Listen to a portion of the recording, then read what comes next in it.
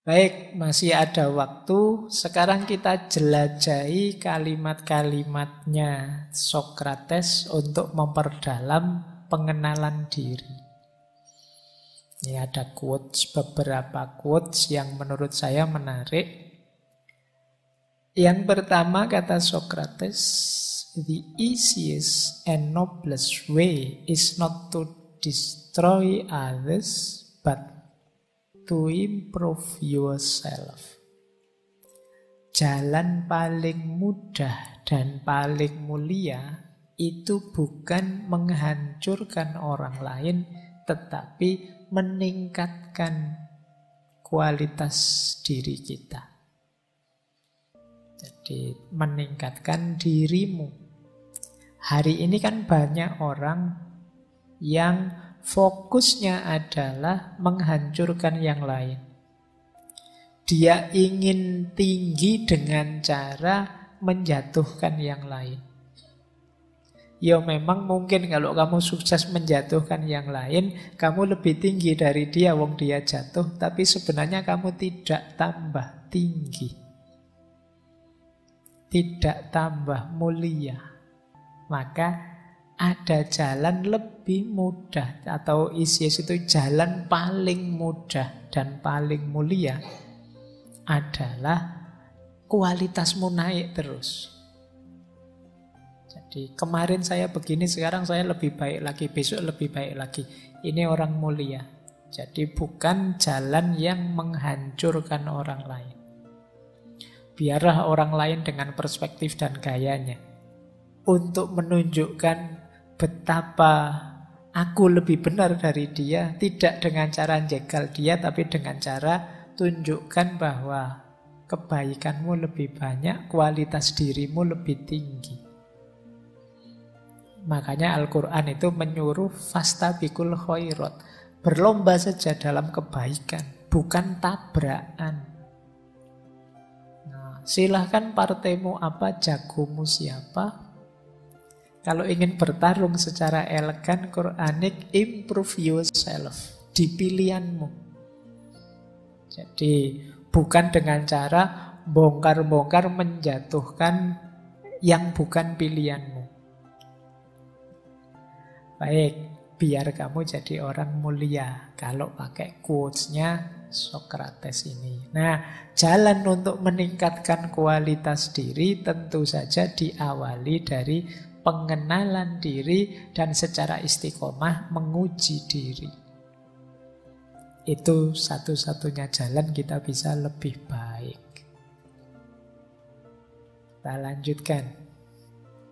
Nah, meskipun begitu, kita sudah belajar terus, kita berusaha mengenali diri terus, menguji diri terus. Jangan lupa kata Sokrates, true wisdom, kebijaksanaan sejati itu hadir ketika kita sadar how little we understand about life, ourselves, and the world around us.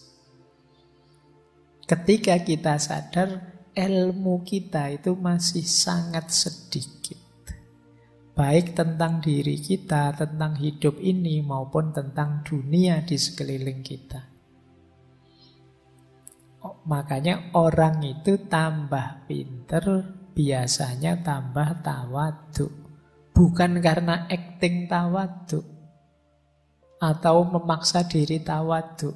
Otomatis dia akan menunduk. Karena orang itu tambah pinter, tambah sadar, masih sangat banyak yang aku belum tahu. Jadi kan kita sering menyebut filsafat padi. Filsafat padi itu orang tambah berisi, tambah menunduk. Ini menunduknya bukan karena secara sengaja menunduk, tapi otomatis akan menunduk. Karena orang itu semakin pinter, dia akan semakin sadar ada banyak hal yang saya tidak tahu.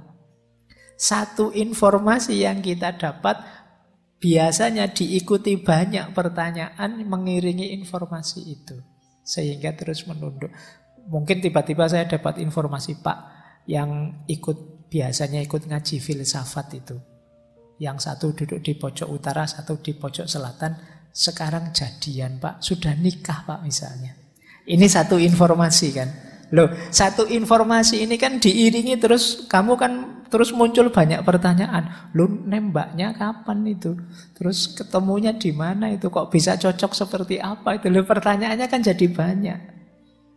Informasinya satu. Terus kamu sadar, ternyata saya itu banyak ndak tahunya. Tiba-tiba saja kok ada yang jadian. Loh, itu ilmu apapun, wawasan apapun kan situasinya nanti begini. Jadi kita dapat satu informasi, kita sadar, wah ini, loh terus ininya bagaimana, itunya bagaimana. Maka orang yang bijaksana itu orang yang sadar bahwa ternyata ilmuku masih sedikit. Masih banyak hal yang harus aku tahu. Otomatis dia tidak berani mendongak. Orang itu berani mendongak karena merasa aku sudah tahu, aku sudah pinter, aku sudah tidak perlu diberitahu lagi. Nah, berarti kalau ada sikap seperti itu lawannya kebijaksanaan.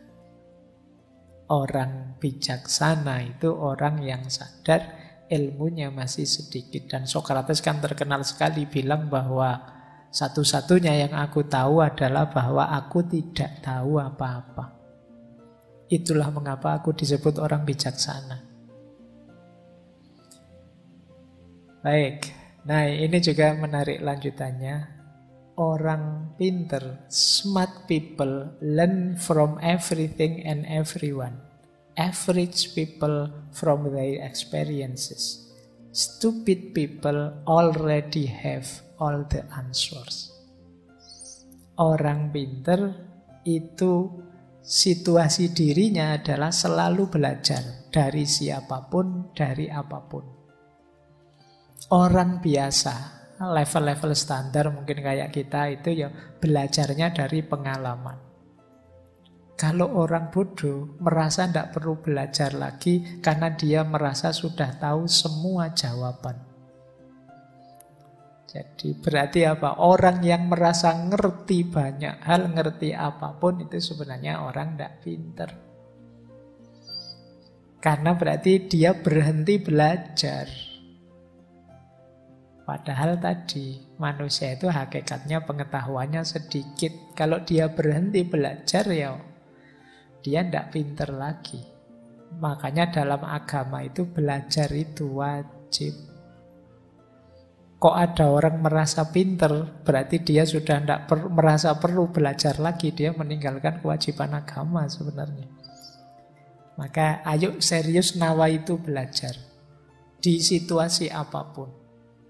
Ayo sambil belajar. Kalau kita orang pinter berarti from everything and everyone. Dari apapun dan dari siapapun. Termasuk membaca diri kita tadi.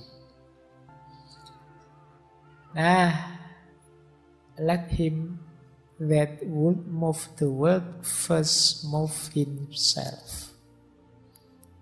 Biarlah dia yang bercita-cita mengubah dunia, menggerakkan dunia, pertama-tama harus menggerakkan dirinya sendiri. Sebelum kita memahami alam semesta, memahami kosmos, ayo memahami diri kita sendiri.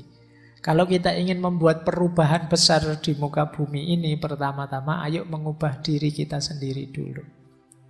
Kalau kita ingin melakukan apapun yang besar yang kita cita-citakan, kita harus orang pertama yang melakukannya. Makanya tadi penting pengenalan diri di awal. Oh masih ada. Sudah mau tak tutup ya. The greater the difficulty, the greater the glory of overcoming it. Jadi semakin besar kesulitan, semakin besar kejayaan yang kita rasakan dari menaklukkannya. Jadi jangan tanggung-tanggung mencari tantangan hidup. Semakin besar tantangan, semakin besar kebahagiaan yang kita rasakan kalau bisa menaklukkannya. Pak, sulit Pak memahami diri itu. Tidak apa-apa. Justru karena sulit itu kebahagiaan kita akan berlipat kalau kita bisa paham tentang diri kita. Makanya tadi teman-teman tak suruh, yuk coba kamu kenali dirimu, kamu petakan dirimu. Bila perlu kamu tulis tentang dirimu. Satu langkah dalam hidupmu yang paling penting sudah kamu lakukan. Meskipun sulit. Paling tidak sekarang kamu dapat kebahagiaan. Oh ini toh aku itu.